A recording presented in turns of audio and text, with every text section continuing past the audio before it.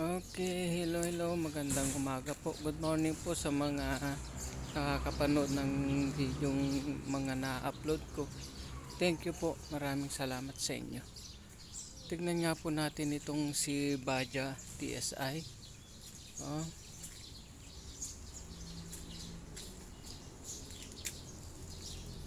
Oh. DTSI. Matagal na po dito ito eh. Valve seal na lang ang wala dito. Ang hirap hanapan ng gamit. Sino man po yung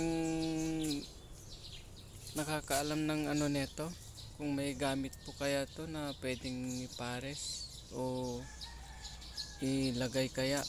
Valve seal na lang po ang kulang nito. Yung black naka-order na po ako sa Shopee, naka-order na po si Sir Manny. Ngayon ang kulang na lang po yung valve seal nya.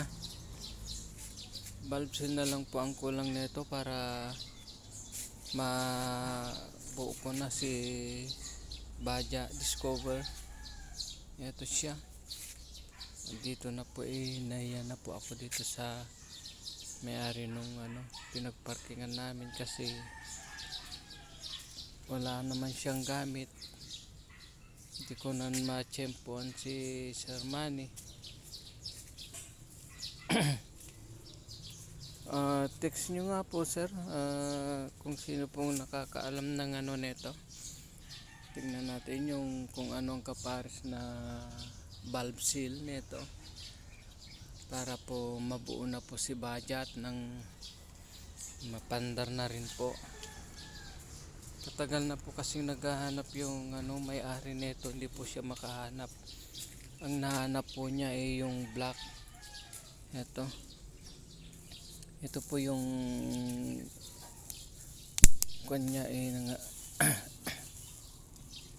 hindi po mabuo-buo kasi nga po wala pa yung valve seal.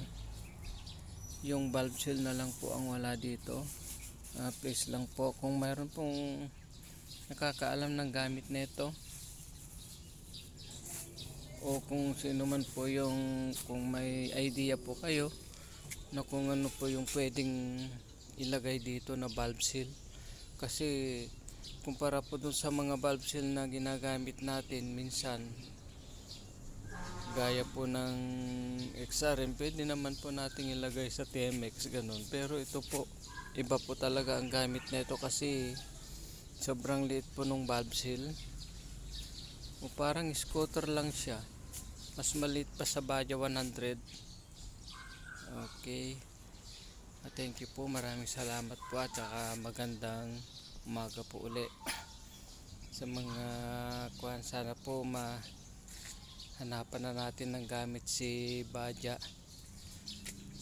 Ito yung kanya yan, DTSI Baja.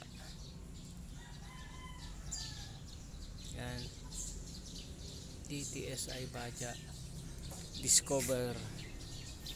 Laki ng tangke, laki ng chassis, pero lit pala ng makina. Ba't lang gumawa itong mga sige, ganun na lang po. Maraming salamat. Thank you po sa mga kakapanood. Maraming salamat po.